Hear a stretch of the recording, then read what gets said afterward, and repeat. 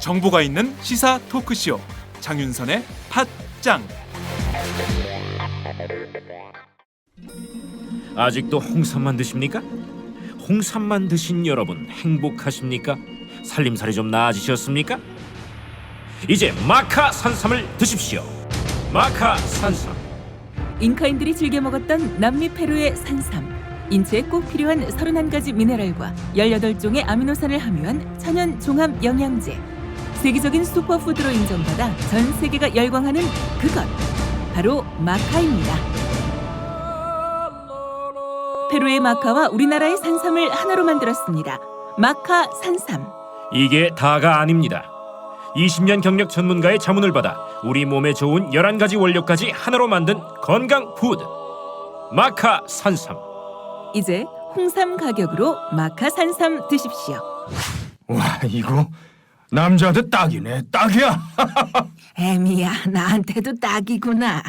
엄마, 나도 마카산삼. 나도. 검색창에 마카 산삼 또는 영한 네이처를 검색하세요. 영한 네이처 마카 산삼이 답입니다. 마카 산삼을 꼭 기억하세요.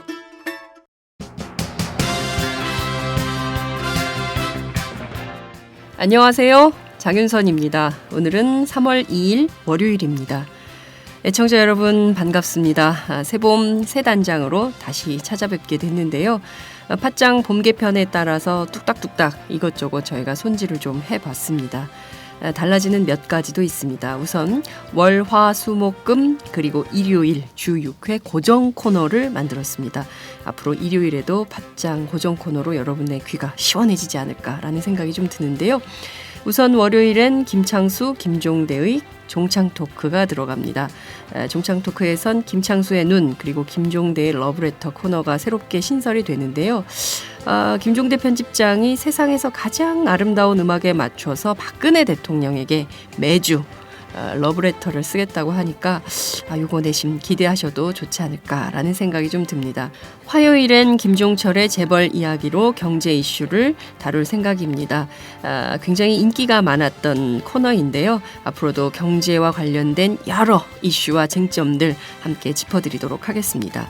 수요일엔 이상민 국회 법사위원장 그리고 임태훈 군 인권센터 소장이 함께합니다. 이상민과 임태훈이 열어가는 인권의 정치 코너인데요.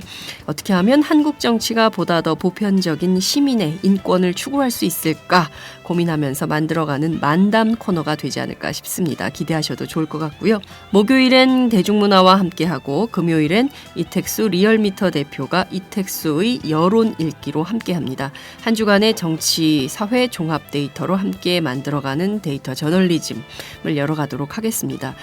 그리고 일요일엔 오마이뉴스 사는 이야기로 꾸며드리는 사이다가 팟짱과 함께합니다. 이번 봄 개편 여러분께 더욱더 옹골찬 방송 만들어가도록 하겠습니다. 팟짱 시작합니다.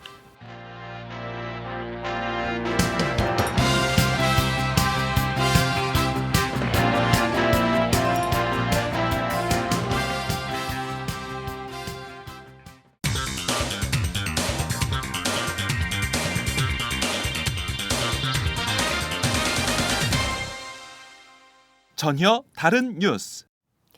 전혀 다른 뉴스 시작하겠습니다. 부정청탁 및 금품수수 금지법, 김영란법의 2월 임시국회 통과 여부가 정치권 초미의 관심사가 되고 있는 상황인데요. 여야는 오늘과 내일 임시국회 쟁점법안 처리와 관련된 막판 입장 조율에 나설 것으로 보입니다. 어제는 새누리당이 이 김영란법과 관련해서 끝장 토론을 열었다 이런 소식도 들리는데요. 오늘은 이 현장을 직접 취재한 오마이뉴스 정치부 이경태 기자를 연결해서 자세한 소식 듣도록 하겠습니다. 이 기자 나와 계신가요? 네, 안녕하세요. 이경태입니다. 네, 시즌2 첫 문을 열어주고 계십니다. 고맙습니다. 별 말씀입니다. 네, 오늘 원래 안식월 첫째 휴가 날인데 이렇게 전화 연결해서 휴가 중에도 일하는 기자. 다시 한번 감사를 드립니다. 자, 앞서 말씀드린 대로 부정청탁 및 금품수수 금지법, 이른바 김영란법을 두고 새누리당이 어제 저녁 4시간 동안 정책 의총을 열었다고 하는데 진짜 그랬나요? 네, 뭐 지난 2월 27일에 이은 2차 의총이었는데요. 네. 이게 사실 뭐 지역구 활동으로 좀 바쁜 휴일인데도 음. 총 114명이 참석했고 발언을 신청해서 이제 공개적으로 나온 사람만 36명이 돼요. 그래서 상당히 토론이 열띤었다. 뭐 이렇게 볼 수 있죠. 네. 새누리당 전체 158명 가운데 114명이 일요일에 지역구 활동을 네. 접고 참석을 했고 게다가 36명이나 발언을 할 정도로 이 김영란법에 대한 열기가 굉장히 뜨거웠다. 뜨거운 토론회였다. 이렇게 현장 분위기를 전해주셨는데요. 자, 그러면 최대 쟁점은 어떤 것인가요? 이게 종전에는 이제 국회 정무위원회에서 법 적용 대상을 공직자뿐 아니라 사립학교 교원이나 뭐 언론인까지 확대한 것이 좀 이렇게 관심이 쏠려 있었는데요. 그랬죠. 그러나 지금은 이 법에 이제 정무위에서 규정한 어떤 가족 신고 의무 이런 부분들이 이제 쟁점으로 잡히고 있어요. 이게 사실 뭐 새누리당 내에서도 이제 2월 국회 처리를 해야 된다라고 주장하는 의원들도 있는데 네. 이 의원들조차 가족 신고 의무 조항은 문제가 있다. 수정해야 된다라고 하거든요.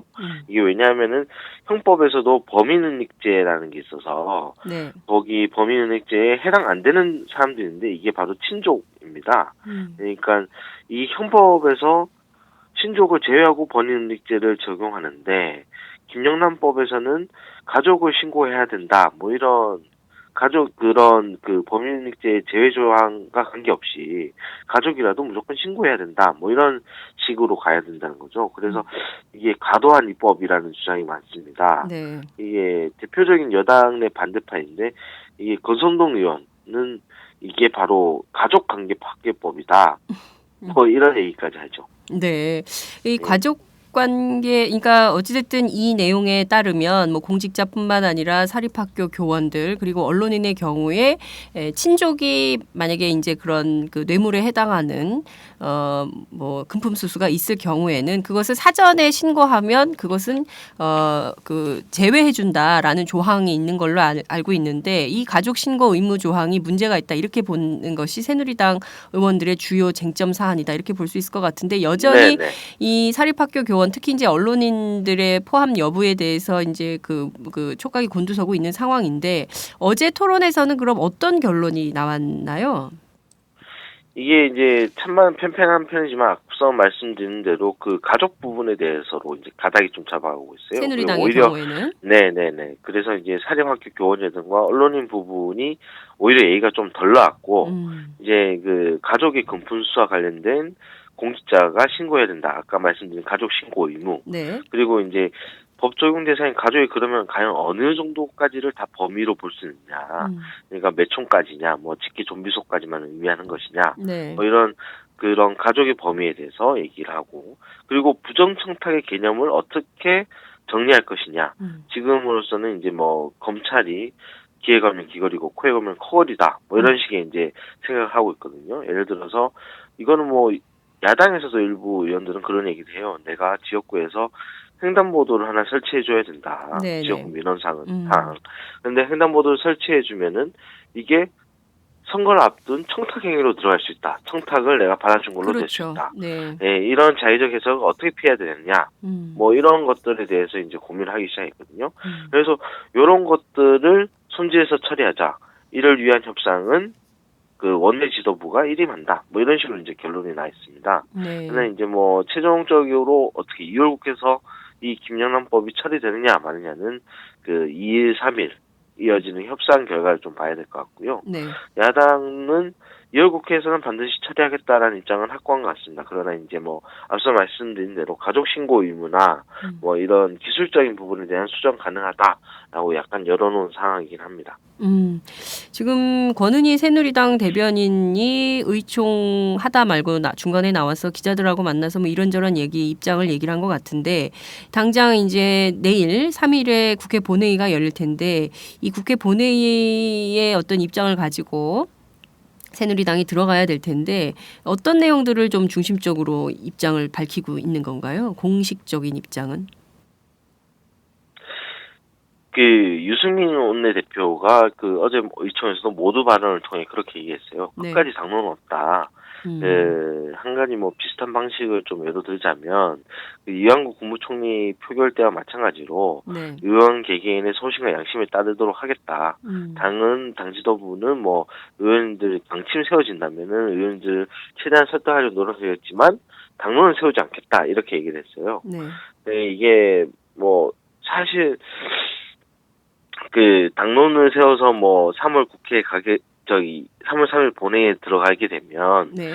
뭐 물론 어떤 찬반의 팽팽한 대결로 갈 수 있는데 문제는 이 김영란법을 통해서 좀 국민들은 정치권이 과연 이 부정부패 사건들을 어떻게 처리하느냐 이런 의지를 좀 정치권의 의지를 보고자 하는 여론들이 높거든요. 그렇습니다. 그래서 김영란법 처리 여론이 높은 상황이기 때문에 이게 당이 앞장서서 반대를 한다 이런 이미지를 심어주기에는 굉장히 부담이 높죠. 그래서 네. 어떻게 보자면 의원들의 소신 투표로 갈 가능성이 있고 그렇게 될 경우에는 야당에서도 생각하기를 지금 새정치연합은 김영란법은 처리한다라는 입장을 정리한 상태이고 아마 오늘 열리는 의총에서도 새정치연합은 그렇게 당론을 정할 것 같아요. 그러나 새누리당은 이 부분에 대해서 당론을 정하지 않고 만약 협상도 실패하게 되면 말 그대로 그냥 개개인이 알아서 투표해라 뭐 이런 식으로 가게 되고 실제로 김영란법은 그냥 뭐 정무위원들로 통과될 가능성 뭐 그럴 가능성이 있다고 봅니다. 네, 정무위원대로 통과된다면 이게 원래는 주요 대상이 고위공직자들, 특히 이제 공직자들의 부정부패 청탁과 관련된 문제들을 핵심적으로 다루는 법인데 여기에 이제 사립학교 교원들 그리고 언론인들까지 다 포함되는 방식으로 해서 부정청탁과 관련된 모든 것들을 처벌하게 되는 이런 법안이 만들어지게 되지 않을까라는 생각이 좀 드는데요. 새정치민주연합 내부에서도 오늘 의원총회를 여는 거죠? 네네네. 네. 오늘 의원총회를 열어서 이 문제에 대해서나 이 문제에 대해서나 네. 그리고 2월 국회에 뭐 여러 가지 협상해야 될 법들 있지 않습니까? 네네. 네, 그런 것들에 대한 의견을 나눌 것으로 보입니다. 네. 야당 같은 경우에도 지금 보면 가족 신고 의무나 과태료 처벌 뭐 이런 등등에 대해서는 조금 수정이 필요한 거 아니냐라는 입장이 나오고 있기도 한데 정무위 안에서 한 발 더 나간 법안 내용이 어떻게 될지 그것은 오늘 내일 치러질 원내 지도부 협상을 좀 보면서 판단을 좀 해야 되지 않을까라는 생각이 좀 듭니다. 또 다른 쟁점과 관련해서 여쭙겠습니다. 국회 법사위가 오늘 열릴 예정인데요. 앞서 굉장히 충격적인 그 증언이 나왔죠. 이인규 전 대검 중수부장이 최근 경향신문 인터뷰에서 국정원의 그 이른바 노무현 대통령의 그 논두렁 시계 관련된 그 파문을 일으키고 있는데요. 국정원이 2009년 노무현 대통령 수사 당시 실제 언론 플레이를 통해서 전직 대통령 망신을 줬다. 뭐 이런 내용이 나온 것인데 자 그러면 이와 관련해서 일부 야당 의원들이 청문회 또는 국정조사까지도 해야 된다 이런 주장을 하고 있는데 이것은 좀 어떻게 될 걸로 보입니까? 이게 사실 뭐 당 차원에서 내린 뭐 결론은 아닙니다. 그러나 오늘 오후 법사위가 열리거든요. 네. 이 문제가 충분히 다뤄질 것으로 보입니다. 서영교 원내대변인은 어제 이제 기자들하고 만나서 이 문제에 대해서 얘기를 좀 했는데요. 네.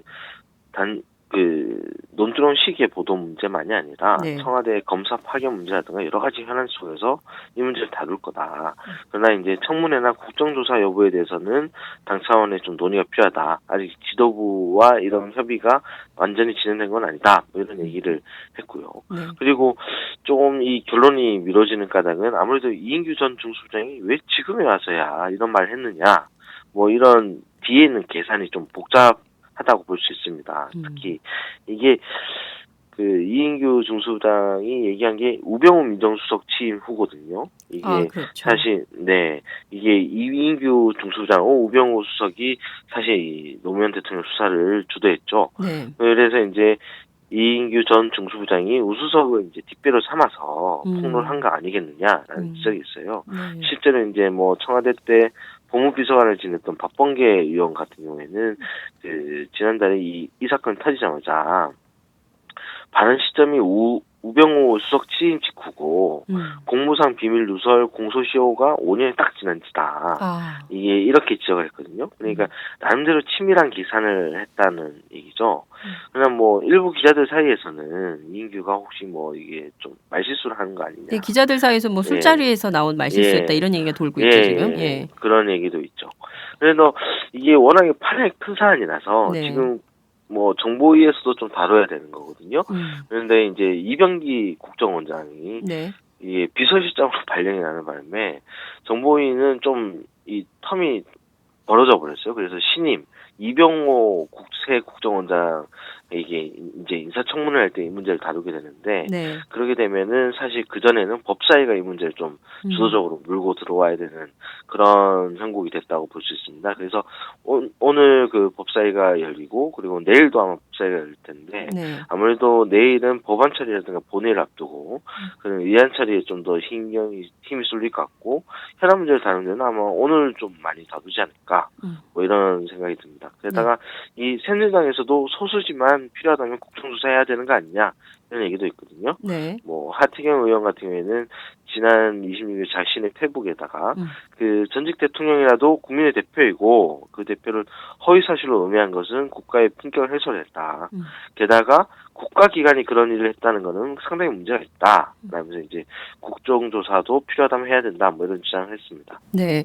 하태경 의원이 밝히기를 사실 이번 사건은 국정원 댓글 사건보다 더 충격적인 사건이다. 뭐 이런 주장을 해서 좀 눈길을 끌고 있는 이런 상황이기도 한데요. 만약에 이인규 전 중수부장의 폭로가 사실이라고 한다면 이것은 정말 그냥 넘어갈 수 있는 일은 아닌 것 같습니다. 특히 이제 노 전 대통령 부인인 권양숙 여사가 박연차 태광실업 회장에게 명품 시계를 받았는데 그게 이제 논란이 될 것 같으니까 논두렁에 버렸다. 이런 SBS 보도가 이제 문제가 됐던 것인데 이게 전혀 사실이 아니라는 게 당시에 이제 노무현 대통령 측의 입장이었지만 언론은 전혀 그걸 받아들이지 않았거든요. 그죠? 네네. 저도 당시 대검에서 있었는데 이 문제 뭐 그 노무현 대통령 수사 문제를 이제 취재하고 있었죠. 근데 이제 당시에는 정말 그 빨대 논란이 거셌고 그래서 어느 언론사가 이제 뭐 보도를 하면은 따라하는 형국이었어요. 그때 이 논두렁 시계도 초도의 그 어떤 그런 빨대 기사 중 하나였는데 그때 선배들과 논의를 해서 이거는 본질과 전혀 관계없는 기사 다 판단해서 그때 저희는 이 기사를 쓰지 않았던 기억이 납니다. 근데 이 기사가 참 재밌는 게 사실 SBS에서 단독 보도했던 기사거든요. 근데 이제 당시 SBS 보도국장은 최금락 그리고 SBS 사장이 하금열입니다. 이 최금락 보도국장은 이명박 정부 홍보수석 비서관이 됐고요. 그 이후에 그 보도 이후에 네, 보도 이후죠. 그리고 그 사장은 이후에 이제 대통령 비서실장이 됐죠. 그렇습니다. 상당히 좀 냄새가 난다. 라고 이렇게 판단해야 될까요? 뭐 이 시간이 너무 오래 지난 일이지만 그래도 뭐 진위는 한번 규명할 필요가 있다. 이렇게 생각됩니다. 네. 중요한 것은 이런 것인 것 같습니다. 당시에 국정원이 뒤에서 이것을 공작을 했고 국정원이 공작한 내용을 언론에 흘렸고 언론에 흘려서 대대적으로 보도를 했고 당시 그래서 권양숙이 논두렁에 그 시계를 버렸다는 거 아니야 라는 여론 시장에 이제 여론을 만들었고 그게 굉장히 큰 파문을 일으켰고 그 뒤에 노무현 전 대통령이 스스로 목숨을 끊는 사건이 발생을 합니다. 그럼에도 불구하고 그 부분에 대해서 지금까지 묵개처럼 아무도 얘기하지 않고 있다가 실질적으로 공소시효가 다 지난 다음에서야 이 부분을 폭로를 하고 그것을 다시 쟁점화하는 이 정치적인 노림수에 대해서는 반드시 짚고 넘어가야 한다. 그리고 이제 사실상 따지고 본다면 국정원 댓글 사건 이전부터 어찌됐든 이른바 반대파에 대한 이런 정치적인 뭐 숙청이나 뭐 이런 등등의 행위들이 벌어지고 있었다고 한다면 이것은 그냥 쉽게 봐서 넘길 일은 아닌 것이 아닌가라는 생각이 좀 듭니다. 정말 끔찍한 사건이 아니지 않나 이런 생각이 좀 들기도 하는데요. 이 부분은 조금 더 앞으로 국정조사가 됐든 또 그밖에 어떤 일이 됐든 좀 더 취재가 필요한 영역이 아닐까 이런 생각이 좀 들기도 합니다. 오늘 말씀 잘 들었습니다. 감사합니다. 네, 감사합니다. 네, 지금까지 오마이뉴스 이경태 기자와 함께했습니다.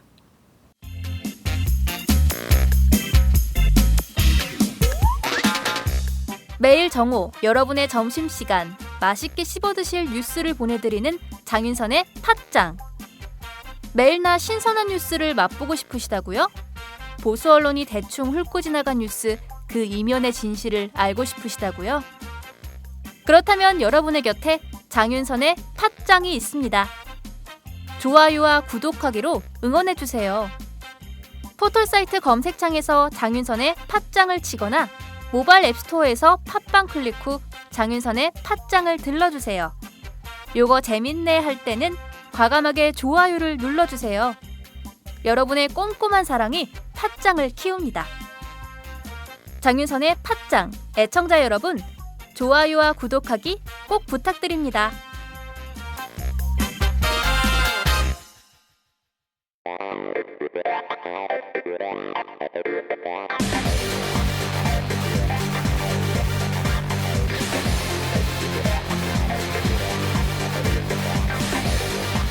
정보가 있는 시사 토크쇼 장윤선의 팟짱.